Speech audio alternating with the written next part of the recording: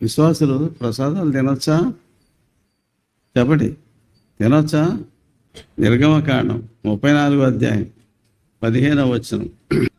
ఒకడు నేను పిలిచిన ఎడల వారి బలి ద్రవ్యమును తినకుండా, ప్రసాదాలు తినకుండా చూసుకోమని చెప్పాడు. నేను బిఎస్ఎన్ఎల్లో పనిచేశా. ప్రతి శుక్రవారం ఆఫీసులో టెంకాయలు కొడతారు. ఓ రోజున నాకంటే పై అధికారి కొబ్బరి చెప్పు తీసి తింటా వస్తున్నాడు. ఆయన ఒక సంఘంలో పెద్ద, ఓపెనర్లో మంచి సువార్థికుడు, బల్లబంస్తాడు, సంఘంలో డబ్బులు లెక్కెడతాడు, అన్నీ చేస్తాడు. కొబ్బరి చెప్పు తింటా తీసుకొచ్చి నా దగ్గరికి వచ్చి రండి తిందాం అంటున్నాడు. ఏంటి సార్ అన్న. కొబ్బరండి అన్నాడు. ఎక్కడిది సార్ అన్న.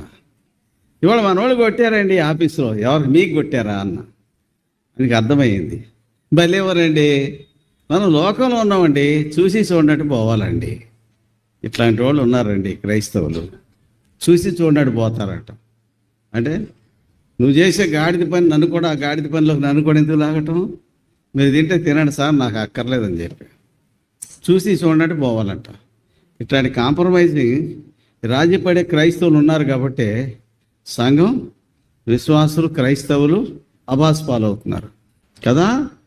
ఎట్లాంటి వాళ్ళు రాజీ పడతారు. లోకంలో ఉన్నప్పుడు లోకం పాట పాడతారు, మందిరంలోకి వస్తే మందిరం పాట పాడతారు. ఏసై పాట ఇక్కడ, లోకం పాట అక్కడ.